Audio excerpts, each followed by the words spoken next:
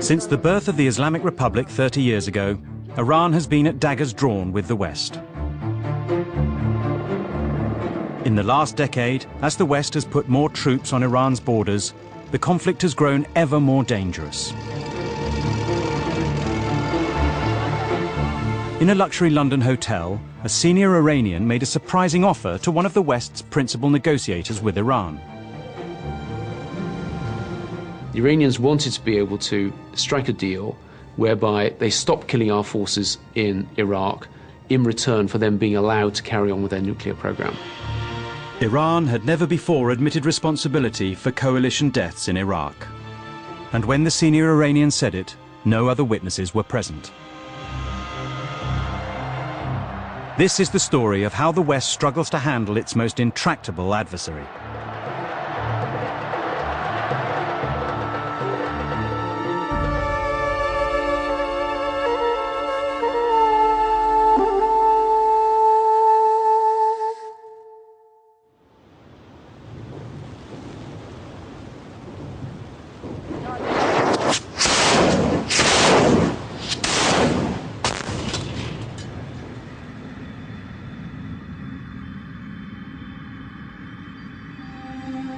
The Panjshir Valley, Afghanistan. What happened here in 2001 created a rare opportunity for Iran and the West to come together. Iran's enemies, the Taliban, controlled almost all of Afghanistan, except this valley, which was held by Iran's ally, the Northern Alliance.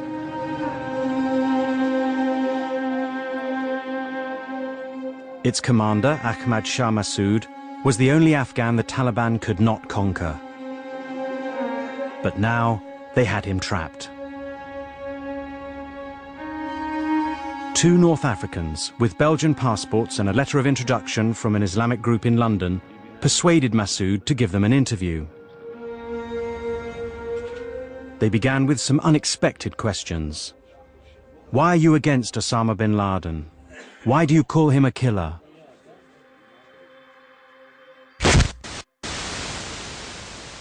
Each exploded a bomb, one in the camera and the other in a suicide belt.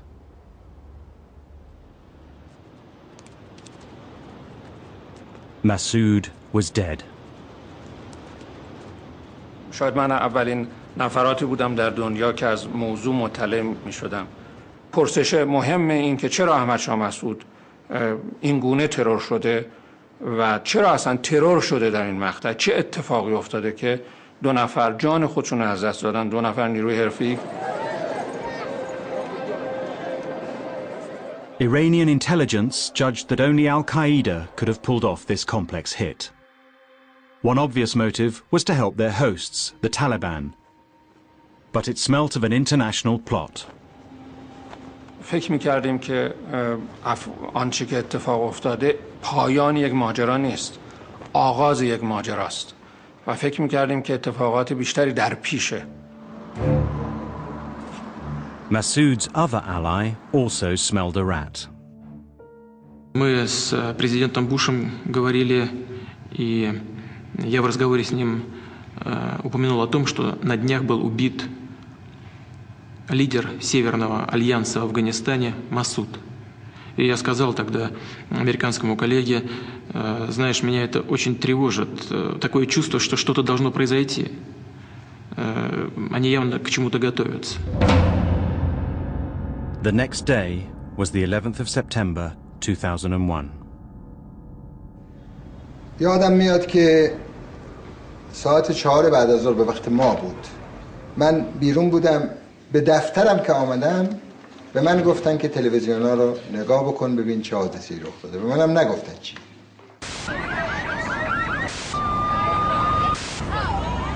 ایشون اولین سوالشون بود که ارزیابی ما از مسئله چیست؟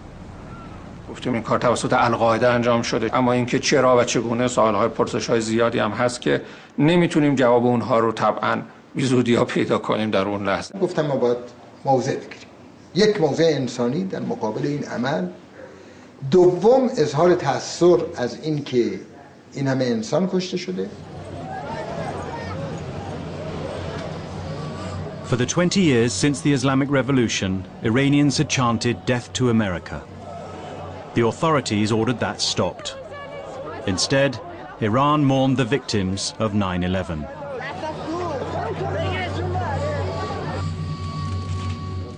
President Mohammad Khatami led the most moderate government since Iran became an Islamic state. He had sought reconciliation with America, but his political opponents stopped him. With America poised to attack the Taliban, he had a chance to win the argument in the cabinet. طالبان دشمن ماست، آمریکا هم احساس می‌کرد طالبان دشمن ماست.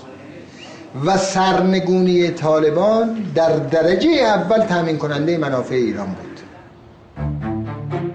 They decided to talk to the Americans. The only place where US and Iranian officials met was the UN. A member of Iran's delegation brought a message for the US government. He said that Iran was prepared to work unconditionally with the United States in the war on terror. That if they could work with us on this issue, it had the potential to fundamentally transform US-Iranian relations. In 1979, Iran had taken American diplomats hostage. The USA and Iran had had no diplomatic relations since. Now, Iranian and US diplomats started meeting secretly in a body called the 6+2 group. These meetings took place in New York and also in Geneva. The Iranians were willing to do whatever was necessary to help to ensure that the US military campaign could succeed.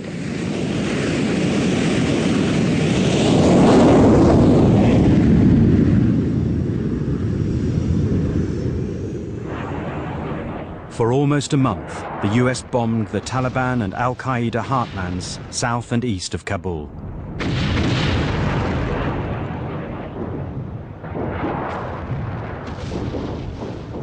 در افغانستان به قول خود افغان‌ها چیزی نبود که خراب بشه. قبلا همه چیزش خراب شده بود. امریکایی‌ها حمله می‌کردن میگفتن حالا رفتن پناهگاهی رو پیدا کردن مثلا در غارها. حمله می‌کردن یه بمب عجیب غریبی رو که می‌تونه یه کوه رو منهدم کنه شلیک می‌کردن هیچ اتفاقی نمی‌افتاد. This war could not be won from the air alone. But Iran's allies, the Northern Alliance, were still bottled up in the Panjshir Valley. What they needed was the US to bomb the Taliban where they were blocking the road to Kabul. Iran decided it was time to share crucial intelligence with America. They used the 6+2 group. در یکی از این جلسات یکی از اعضای هیئت ایرانی نظامی بود و اون توضیح داده بود شرایط داخل افغانستان رو. He pounded the table and said, I've had enough of this. This is just nice talk, but we're not going to get anywhere if this bombing campaign doesn't succeed. نظرش این بود که امریکا اگر میخواد کاری بکنه باید با جبهه متحد یا با دوستان ایران همکاری کنه. And then he took out a map and he unfurled the map on the table and started to point to targets that the US needed to focus on, particularly in the north. We took the map to CENTCOM, to the US Central Command. And certainly that did become the US military strategy. We took a fourth world force, the Northern Alliance, riding horses, walking, living off the land, and we married them up with a first world air force. And it worked.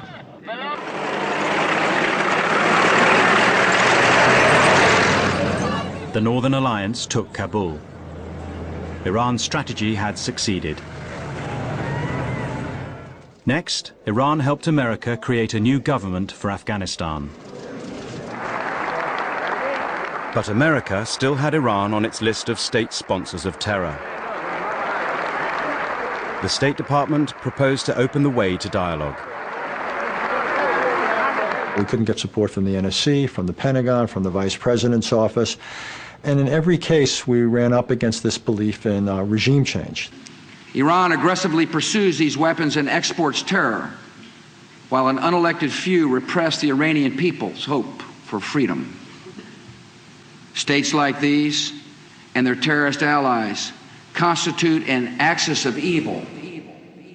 مسئله محور شرارت معین کردن ایران روابط ما رو به موقعیتی رساند که شاید بدتر از موقعیتی بود که در آغاز انقلاب و اوج دشمنی‌های ایران و آمریکا وجود داشت. 9 months later, the US and Britain proposed a UN resolution that could authorize war against Iraq. The British Foreign Secretary, Jack Straw, toured the Middle East to seek support. Iran was a big cheese in the region, and it was important for me to see the Iranians, to get them on board for what we were seeking to do with Saddam, which was to get rid of him. We cannot ignore the threat posed by Saddam Hussein to this region, to countries like Iran and Kuwait, to the Iraqi people themselves, and to the security of the region and the world. قبل از اون احساس دشمنی با صدام نگرفت. صدام دشمن ما بود، بنابراین ما هم می‌خواستیم که صدام از بین بره. Saddam had invaded Iran 20 years earlier. Iran had lost hundreds of thousands of young men. President Khatami now made an unexpected offer. Iran would provide America with intelligence and advice to help get rid of Saddam Hussein. In respect of Afghanistan, in which they had participated, and no one much noticed this, but it had worked pretty well. گفتم بیاییم تجربه افغانستان رو در مورد عراق را تکرار بکنیم، منتها این دفعه 6 به علاوه 6 باشه. 6 همسایه عراق به علاوه 5 عضو دائم شورای امنیت که آمریکا هم جزو اوناست، به علاوه مصر. آینده عراق هم برای ایران بسیار مهم بود. در همین چارچوبی که ما به افغانستان نگاه می‌کردیم، به آینده عراق هم نگاه می‌کردیم. نیروهای زیادی در ایران بودن، شخصیت‌های برجسته‌ای که میتونستن رهبران آینده عراق باشن. آیا نمیشه به این ایران به عنوان نیرویی که میشود با اون مشکلات را حل کرد نگاه کنیم تا خود این را مشکل بدونیم؟ I said, this because it wasn't directly in my gift, so I was cautious in response. I could see the point he was making. Allahu Akbar. Allahu Akbar.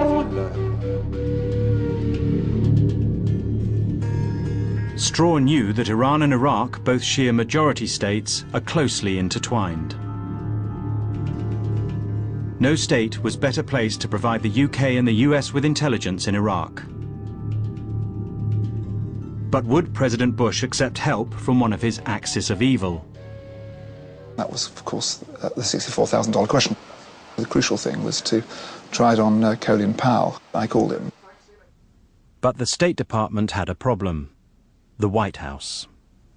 Secretary Powell and I wanted to push the possibility as far as as the traffic would bear, but we realized that there were some real practical limitations that the president was going to put on this. Colin was sympathetic, but he came back to me and said that he didn't think it was a runner.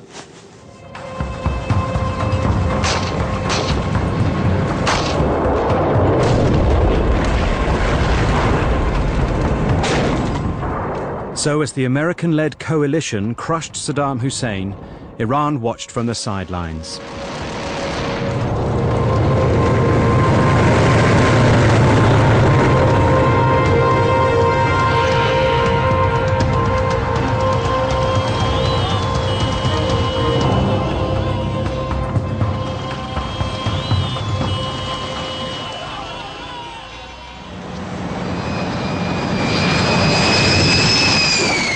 Iran now faced American forces of 250,000 men on its Afghan border to the east and in Iraq to the west.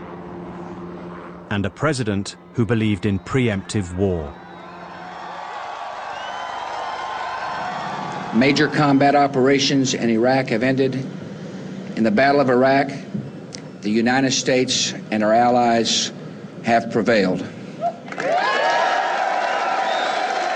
غروری که احساس میشد که ابرقدرت برتر دنیا هر کاری که میخواد میتونه انجام بده. The next day, an unprecedented proposal to mend Iran's shattered relationship with the West landed on a desk in the State Department. The Swiss ambassador, who represented US interests in Iran, had sent a fax. It starts out with his meeting with Sadiq Kharzi. And I thought, this is a little bit different. Sadiq Kharzi, here on the right with President Khatami, was a key player in Iran. He was the foreign minister's nephew, an in-law of the supreme leader, and he'd been meeting the Swiss ambassador. The readout says that he's had these talks with Sadiq Kharzi, and Sadiq Kharzi has developed a roadmap for the normalization of U.S.-Iranian relations. The roadmap suggested direct talks between Iran and America. Everything was on the table. Iran's wish list: America would refrain from supporting regime change and abolish all sanctions on Iran.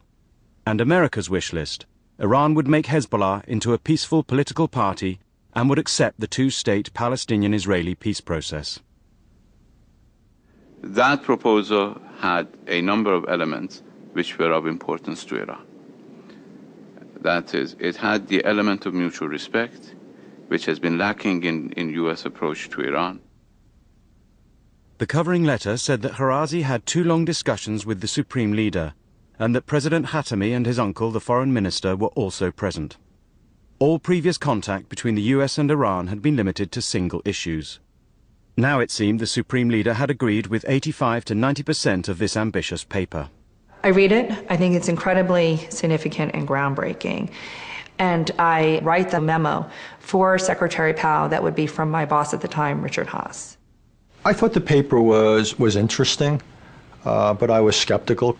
The biggest problem in dealing with Iran at that point was uncertainty about whether the government really spoke for the government, or whether the government really spoke for the power centers of the country.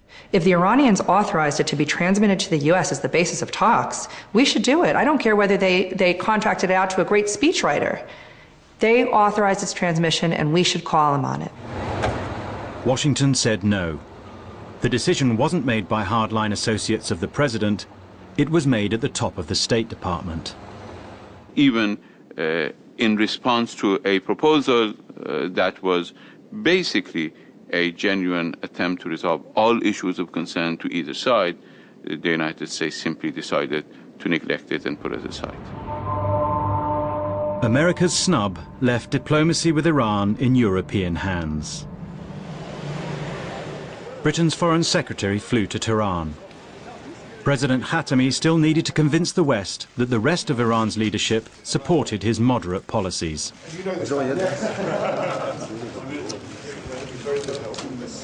I said to him that it didn't help that when they paraded their Shahab missiles on their National Military Day in Tehran, that the legend written on these missiles in English was "Death to the Americans."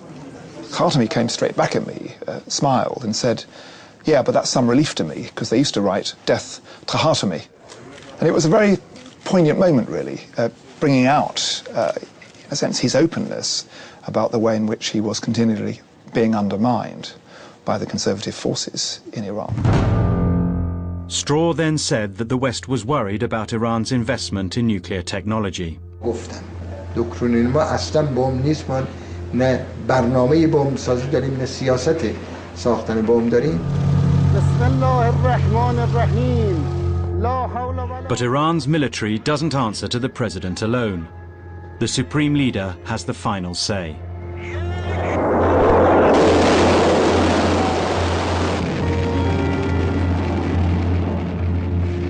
Iran already had an ambitious program in ballistic missiles that could carry nuclear warheads. And Iran was building its first civil nuclear power station. Earlier in the year, inspectors from the International Atomic Energy Agency, the IAEA, had confirmed the existence of this secret facility. Proof that Iran was also trying to master the secrets of enriching uranium, technology that can be used to make fuel or a bomb. Enrichment was the most difficult part of developing a nuclear weapon. It was maybe 2/3, maybe 3/4 of the challenge. It wasn't actually producing the bomb, it was producing the highly enriched uranium that had to go into the bomb. And so if the Iranians could master enrichment, they would be 3/4 of the way to producing a nuclear weapon. None of the leaders at that summer's G8 summit wanted Iran to become a nuclear power. but most were worried that the US might use force to stop them. The international community must come together to make it very clear to Iran that we will not tolerate the construction of a nuclear weapon. Iran would be dangerous. Fundamentally, both the president and the vice president felt we were going to have to overthrow the regime. Iran, under the control of the Islamic Revolution, was never going to be a rational partner, and that the ultimate way to stop Iran from pursuing nuclear weapons or supporting international terrorism was to change the regime in Tehran. The Bush administration didn't openly threaten to strike Iran, but they did have an agreed phrase for it. All options are obviously on the table, as the president has said repeatedly. Senator, I just have to repeat, the president never takes any option off the table, and he shouldn't. Be very clear, the president of the United States doesn't take any options off the table. For our part, the United States is keeping all options on the table. And as the president has said, all options are on the table.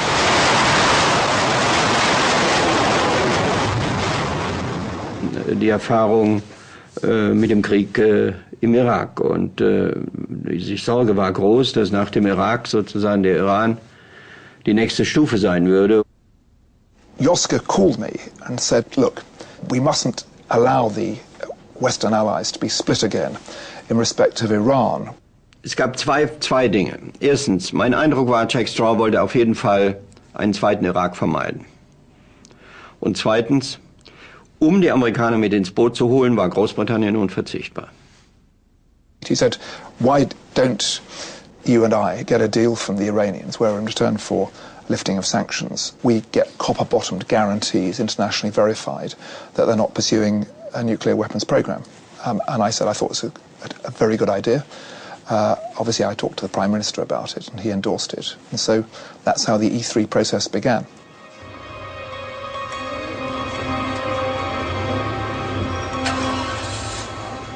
The E3, or EU3, the foreign ministers of the UK, France and Germany, had set themselves a difficult task. We went to Tehran to get them to agree to stop enrichment and everything to do with enrichment. They should stop it forever. So we wanted to get them into that by getting them to agree to a suspension, to a halt. My working assumption was that they would not have agreed to the meeting unless they had something to give us. Why would they? Dr. Hassan Rouhani, who led the Iranian delegation, was the national security advisor to the supreme leader. When the meeting began, he played his strongest card: Iran's right to enrich uranium under the Nuclear Non-Proliferation Treaty, the NPT. جمهوری اسلامی ایران همانند سایر کشورهایی که امضا کننده NPT هستند باید به همه حقوق قانونی خودش در زمینه صلح‌آمیز و فعالیت‌های هسته صلح‌آمیز برسه. The Europeans replied that Iran had violated its treaty obligations and should suspend its enrichment program. Iran had smuggled centrifuges to enrich uranium and then hid them from international inspectors. We are talking about a lack of trust, and you are responsible for that. Rouhani said that they would agree to not putting radioactive material into the centrifuges, which would mean that Iran was not enriching, and so that would mean suspension of enrichment. Pour nous, c'était une définition beaucoup trop étroite des activités liées à l'enrichissement, puisque c'est tout ça ce que nous cherchions à suspendre. Et on a vu tout de suite qu'il y avait là un problème. The problem with Iran's definition of suspension was that it would allow them to build more centrifuges and master the skills needed to run them. We didn't want to allow a situation where all this equipment was kind of primed, ready to go, but all they agreed to do was not to press the button. So that was the argument, and it was a really big argument.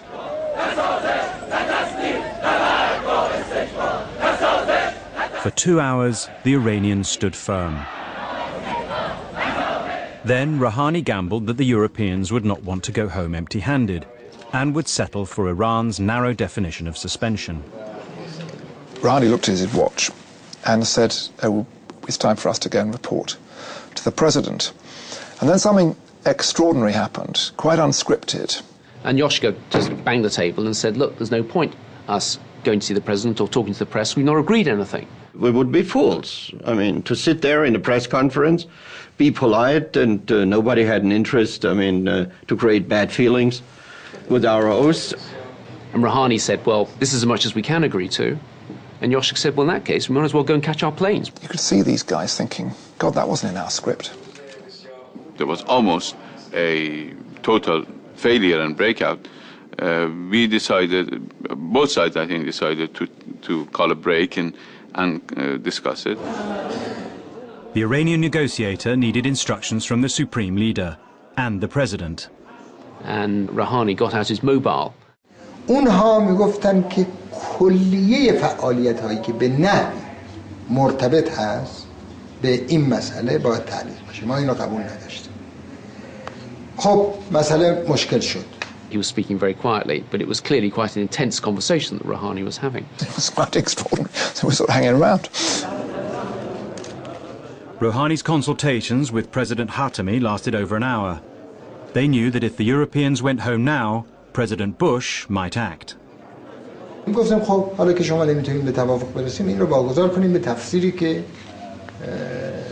آژانس از این مسئله میده.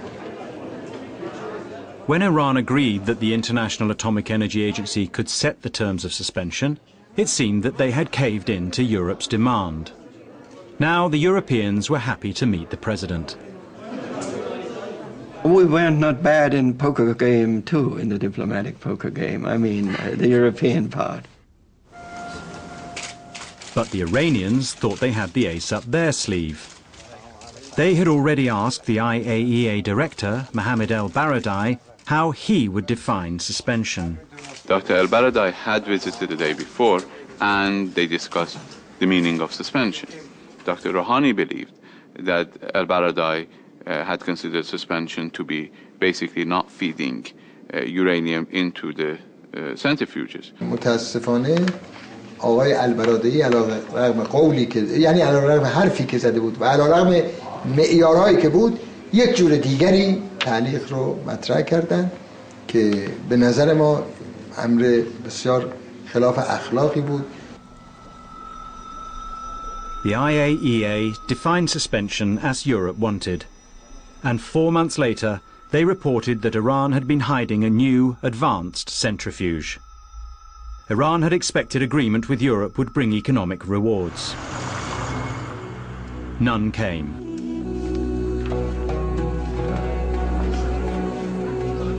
Later that year, Iran went to the polls to elect a new parliament. The clerics and the supreme leader disqualified most of the candidates who favored negotiations with the West. The new parliament was dominated by hardliners.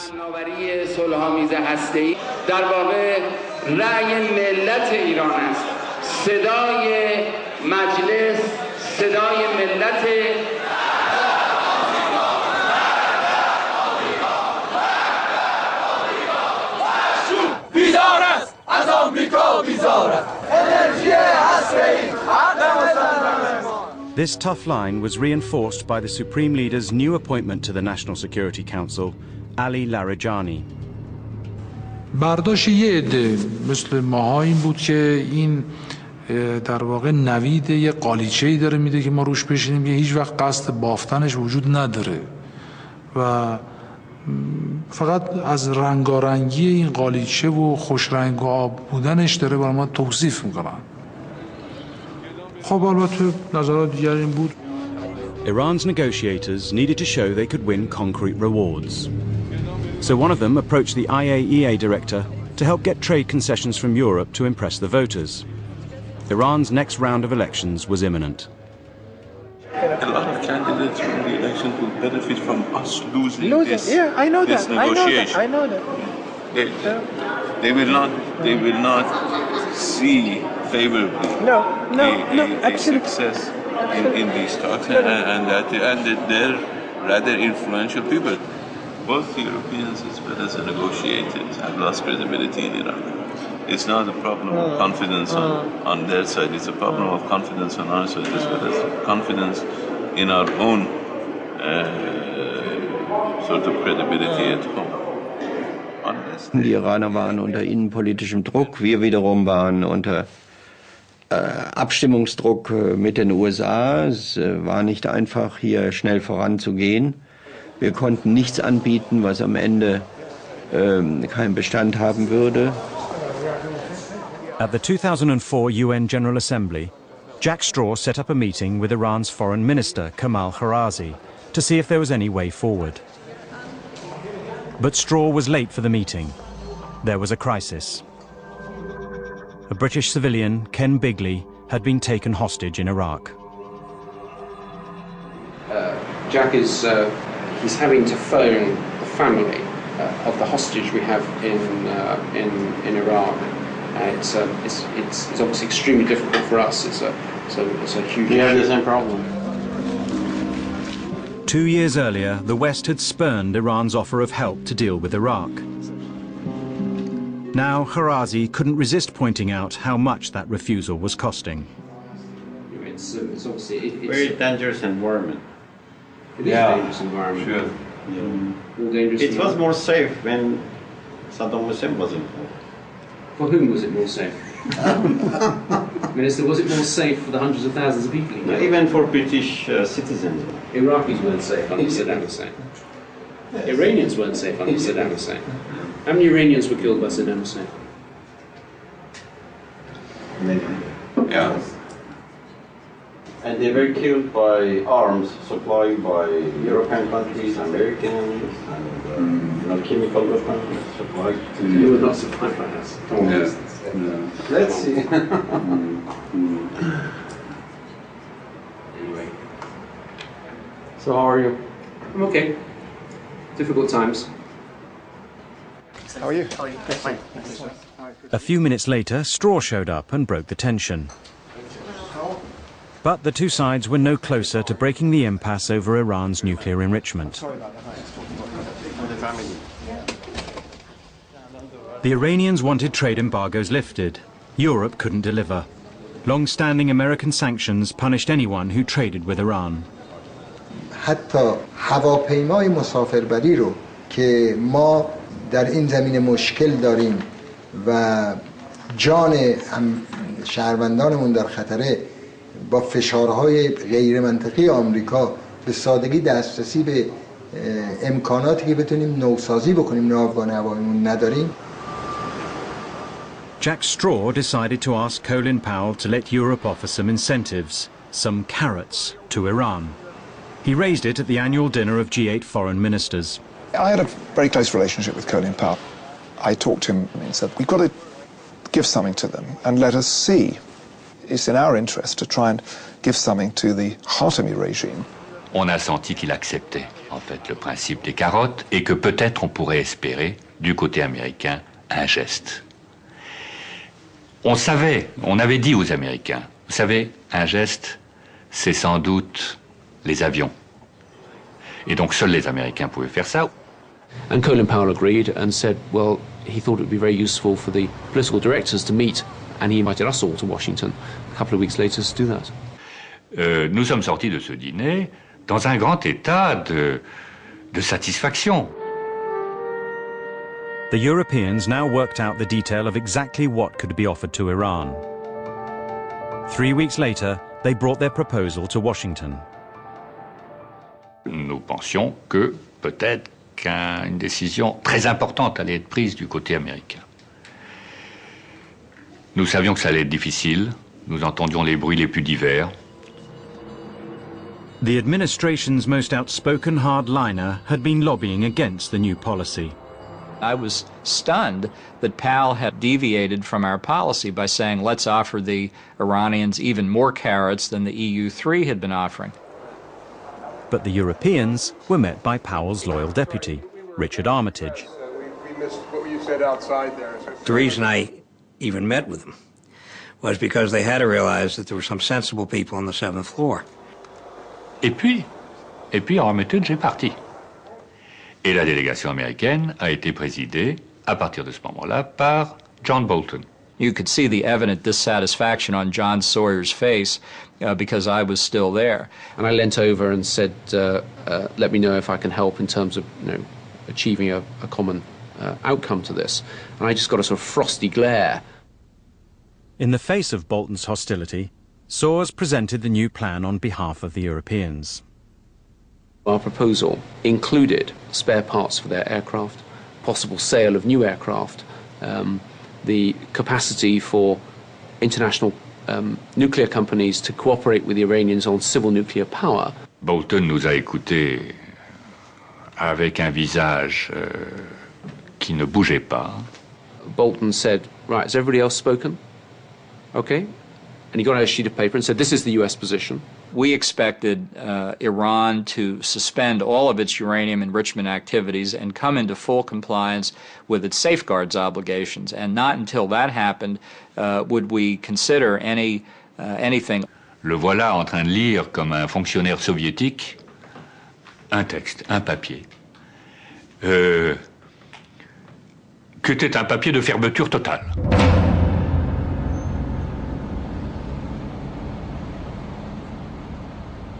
Why had we travelled across the Atlantic and wasted 2 days of our time to go to Washington just to go to a meeting which was undermined by the hosts and the people who were organising it? Well, a lot of parts of U.S. policymaking doesn't make sense from the outside, but John Bolton was placed in the department by the Vice President of the United States, who had great faith in his ability. Unfortunately, when he's not on your side, and it's very difficult to fire him, you couldn't have a worse enemy. Soon afterwards, Secretary of State Colin Powell and his deputy Richard Armitage announced their resignations.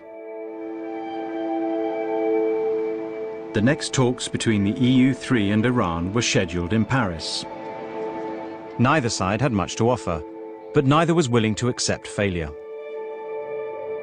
So the Iranians agreed to a complete suspension for 3 months, while the Europeans would try to find ways to increase trade. We put it in the Paris Agreement that suspension is essential as long as negotiations proceed. And we use the word proceed to show that it's not simply the negotiations should go on, but in fact they should move forward. The deal was signed. I was on a busy commuter train to Oxfordshire on the Friday, looking forward to a bit of a rest because it had been a very busy period. And I get this call on the train, and it's Karazi who wants to talk to me. The Iranian foreign minister wanted to discuss the agreement just reached in Paris. There's no way I could take the call, as it were, with the audience of some scores of commuters. So I say, hang on, and I go to the lavatory and then find out what he wants. And what he wanted was essentially to amend this deal. The Iranians had just signed the agreement to turn off and seal every single centrifuge they owned. Now their foreign minister asked for an exemption, for research. He said, well, you know, we did say none, but actually we mean 20. I said I have to call him back because by this stage, trying to negotiate on something as important as this from a train lavatory with the computers wanting, I think somebody was actually at the door wanting to make use of the loo for its proper purpose.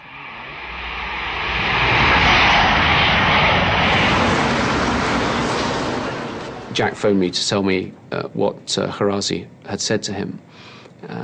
And I said I thought that sounded extremely dangerous. I got together a couple of elderly gents who'd been involved back in the time when we were developing enrichment back in the 1950s and 60s. They said, oh, I remember how we did this. We had 16 centrifuges that we ran continuously for 2 years. And after 2 years of running 16 centrifuges, we'd mastered enrichment. So if the Iranians want to keep 20 centrifuges, they probably want to do the same thing. All right, thank you. Bye. Great. No, he said Secretary Straw may be interested. And In the end, Straw phoned Foreign Minister Karazi. I said, look, the deal's a deal. You know, you guys are really difficult, come impossible to negotiate with. When you sign a deal, you know, it is a deal. Iran dropped the request to keep 20 centrifuges, finally implementing the full suspension the West had been asking for. IAEA cameras monitored it. But the relationship between Iran and the West was about to take a new turn. President Khatami's term in office was up. من به اونا گفتم یک بدبینی شدیدی در ایران وجود داره و اون این که میگه آمریکا میخواد ما رو به کلی از این حق محروم کنه، اروپا هم دارد در مسیر آمریکا حرکت میکنه و هر چی شما تعلل بکنیم و به نتیجه این آیین نرسیم، این بدبینی توسعه پیدا میکنه.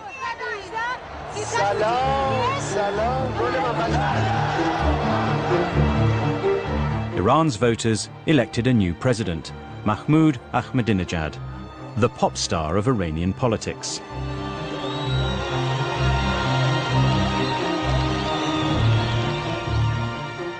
And America had a new Secretary of State. As National Security Advisor, Condoleezza Rice had not concentrated on Iran. Now she put it at the top of her agenda. I met Secretary Rice at the airport and we had a long talk on the ride into Brussels. She said that Iran was beginning to increase its assistance both to Shia militants in Iraq, to the Hezbollah, to the Palestinian Islamic Jihad. So Iran had become the largest funder and supplier of arms to most of the Middle East groups that were shooting at us or shooting at the Israelis or the moderate Palestinians. And secondly, Iran was continuing its nuclear research. Rice made Burns her deputy and asked him to take on the Iran brief. She wanted to know if the State Department was up to the job. I went back to Condi and reported that, Condi, we have half a person in the entire Department of State devoted to one of the most significant countries in the world, and she was appalled. Back here! Within days, Rice would receive a report from Iraq that would strengthen her resolve to deal with Iran. She had sent a trusted colleague to Iraq to find out what was going wrong.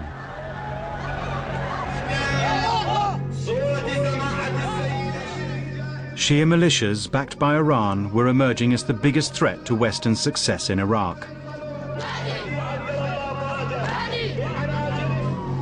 Rice's advisor was briefed by US and UK intelligence that in the Shia south, more and more coalition soldiers were being killed by a new type of roadside mine. It could penetrate even armored vehicles.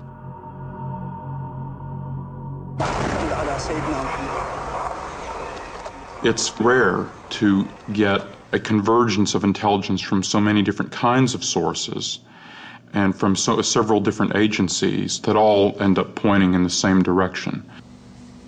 American and British intelligence concluded that these mines were factory-made in Iran.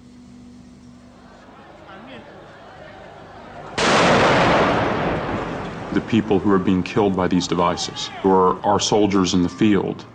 And they were the people who literally had gone to the sites of these explosions and cleaned up the bodies and body parts of their comrades. From their point of view, one more soldier getting killed is huge.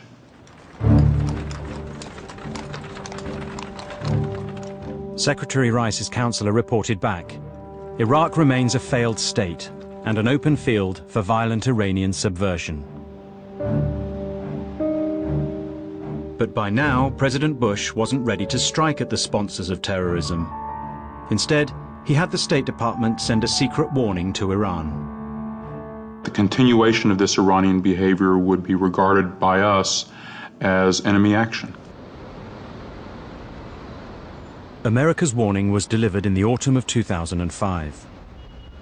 Iran's response came via Europe. There are various Iranians who would come to London and suggest we had tea in some hotel or other. So they do the same in Paris, they do the same in Berlin, and then we compare notes among the three of us. The Iranians' tea time initiative was breathtakingly bold. The Iranians wanted to be able to strike a deal whereby they stopped killing our forces in Iraq in return for them being allowed to carry on with their nuclear program. We stop killing you in Iraq, stop undermining the political process there, you allow us to carry on with our nuclear program without let or hindrance. You said we can make life easier for you in Iraq if you give Iran's nuclear program a pass. What sort of deal were you offering? As you remember, many members of that meeting went public and denied that that statement had ever been made. Well, you're not denying it, are you? No. What I'm saying is that Iran can and has played an active role and supportive role both in Afghanistan and Iraq. And You're saying Iraq, here and it could play a more active role. You're saying it's realpolitik. From the Iranians' point of view, they wanted freedom on the nuclear dossier.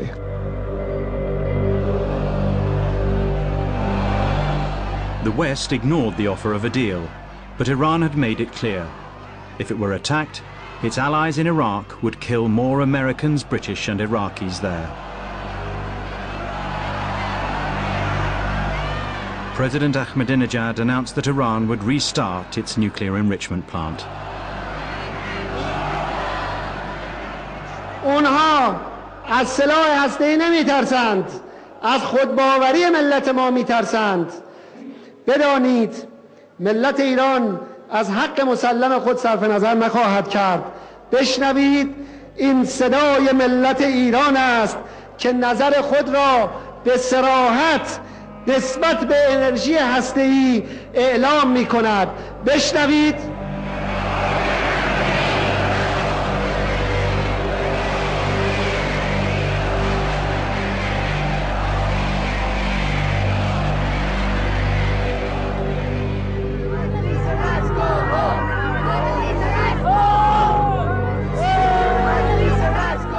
A few weeks later, Jack Straw played host to Condoleezza Rice in his constituency.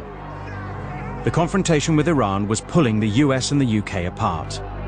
For the first time since the invasion of Iraq, the UK was refusing to endorse American threats. I was saying, hang on, you just need to understand that there aren't any circumstances in which this British government, or in my view, any British government, could be involved in military action against Iran. Secretary of State, what next steps could be taken to persuade the Iranians to pull back from the uranium enrichment program? Jack Straw keeps telling us that military action will never be used. First of all, the American president never takes any option off the table. You don't want the American president to take any option off the table. To respond to my point, from a British perspective, was that since I thought that it would be completely inappropriate and counterproductive to take military action. And given the background of Iraq, I think we would have been involved in a political firestorm if I had given a hint that military action was a possibility. Now, I may say Tony Blair took a different view about that.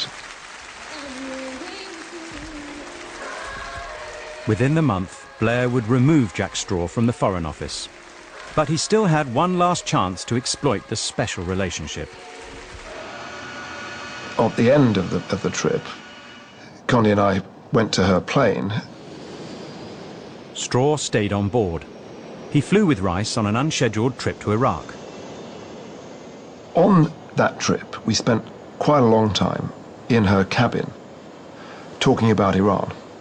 My message to Condi was this: we Europeans have gone as far as we can by ourselves, and frankly, so far as the Iranians are concerned, we Europeans are a sprat to catch a mackerel, and you're the big fish, the United States.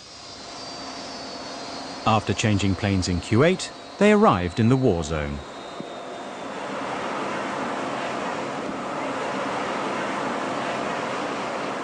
In the previous month, 1,000 Iraqis and 31 Americans had died there. Sunnis and Shias were killing each other across the length and breadth of the country. The government of Iraq couldn't come together around a new prime minister, in part because Iran was deeply involved. We wanted to counter the Iranian pressure. All this was going on at the same time that journalists in the United States were writing that we were getting ready for war with Iran. It was clear to me that she was anxious to find a way through this, and that she would, if she could, seek to get other principals than the president on board for direct involvement in talks with the Iranians. Rice was about to attempt her most audacious move as Secretary of State. It was the Easter holidays. George and Laura Bush hosted an Easter egg hunt at the White House. But Condi Rice stayed home. She asked her staff to give her a series of calendars for April and May and June and July. And she began to sketch out a diplomatic strategy that would get us to negotiations with the Iranians. She took that and had breakfast the next morning with President Bush and received the president's permission to go ahead. یه عصری بود سفارت سوئیس این طرح رو آورد به ما داد. البته قبلش ما گفته بودن ایشون کار خیلی مهمی میخواد انجام بده. The Secretary of State would make an announcement later that day. Iran's negotiator was given the text. We are agreed with our European partners on the essential elements of a package containing both benefits if Iran makes the right choice and costs if it does not. همون موقعی که طرح ما رسید ما جلسه داشتیم طرح داشتیم میخوندیم این کشورهای مختلف رو بسیج کردن تماس بگیرید هی این شیوخ محله و اینا هی زنگ میزدن که این یک شانس بزرگه خواهش میکنیم زود رد نکنید. As soon as Iran fully and verifiably suspends its enrichment and reprocessing activities, the United States will come to the table with our EU colleagues and meet with Iran's representatives. For the first time in almost 3 decades, the US was offering to speak directly with Iran. Regime change was out. That policy had failed. We had tried we had advocated regime change. We had a very threatening posture towards Iran for a number of years. It didn't produce any movement whatsoever. The Americans made it possible to offer the Iranians more than any of them had thought conceivable. From civil nuclear power stations to the biggest prize of all, welcoming the Islamic Republic into the family of nations. Secretary Rice and I were quite buoyant. We felt that the Iranians were going to accept this offer. گفتن این بسته تایی کردیم و وقت تماس گرفتن با ما و خب بیایید. The offer was presented to Iran's negotiator by the EU's foreign policy chief. I tried to be as constructive as possible, as friendly as possible to him, as respectful as possible to his country. آقای سولانا خب توضیح دادن بسته رو از روی متنی که داشتن و بعدم گفتن من خصوصی میخوام با شما صحبت. They went into a side room with a translator. I went into some of the details that we prefer not to be said in the formal meeting. آقای سولان در خصوصی گفت که این فرصت خوبی است مثلا مذاکره کنیم. گفتم خب ما میفهمیم حالا فرصت خوب بعدش ولی حالا چی توی این هست تعلیق و اینا که میدونیم ما نمیپذیریم. اینجوری گفت نه اون تحقیق و اینا هست. حالا خصوصی به ما اینو گفت. Centrifuges for research were what Jack Straw had turned down 2 years earlier. This was a big concession to Iran.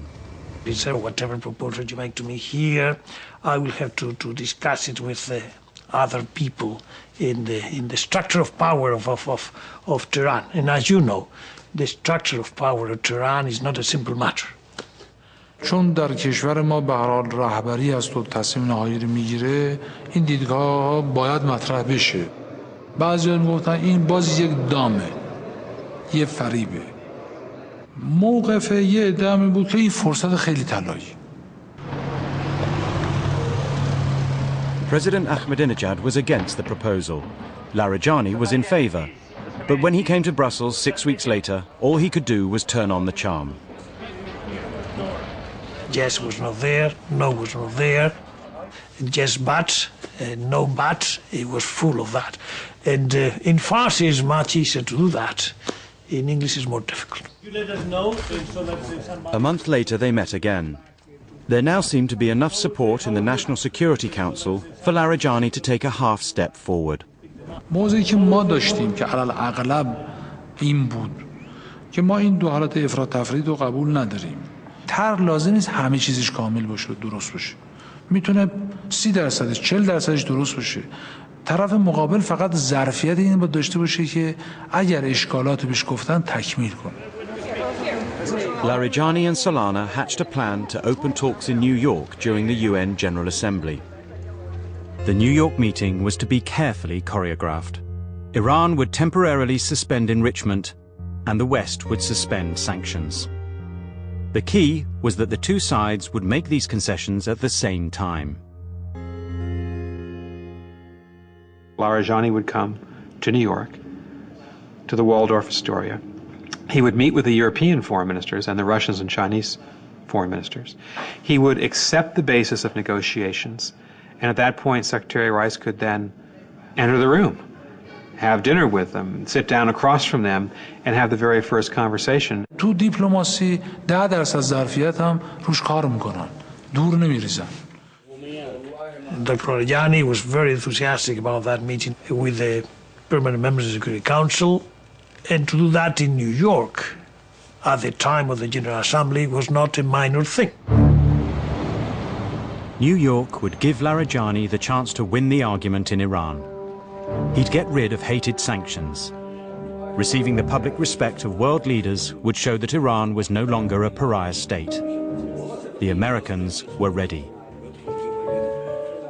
We had formed a negotiating team. We'd done all sorts of research on how best to work with them. We'd thought through the various elements of what we would do and the pace of the negotiations. We were quite looking forward to it.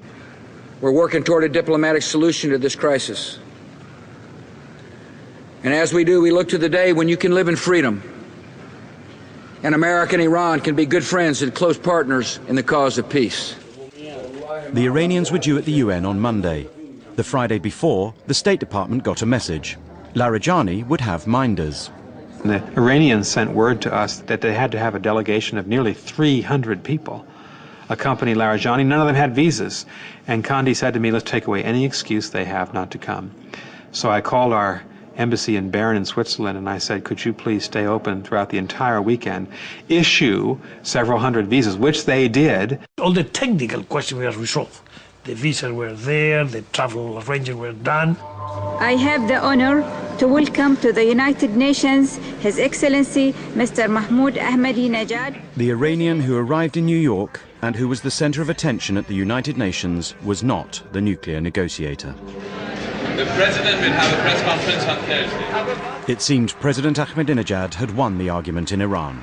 Once President Ahmadinejad showed up in New York, it was clear that two were too many. The plane never took off. Larijani never took off from Tehran. He never made the trip. Those 300 people didn't get on the airplane. They never showed up in New York. And we were in New York thinking, well, maybe he'll come tomorrow, or the next day, or next week. Larijani was replaced by a much more hard-line negotiator, and Iran went ahead with its nuclear program. The West imposed more sanctions.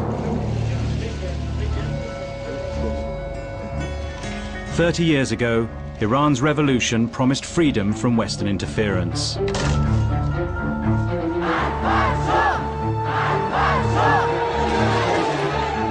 But the Islamic Republic ended up also rejecting liberalism and secularism, the principles that govern Western society. The many dead on both sides have reinforced this bitter divide.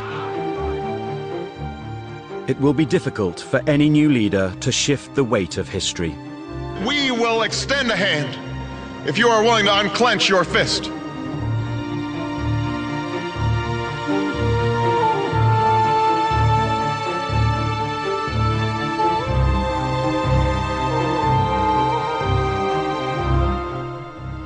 You can see all three parts of Iran and the West on the BBC iPlayer. Looking to the future, next on BBC Two, Stephen Fry with his XL version of this week's QI.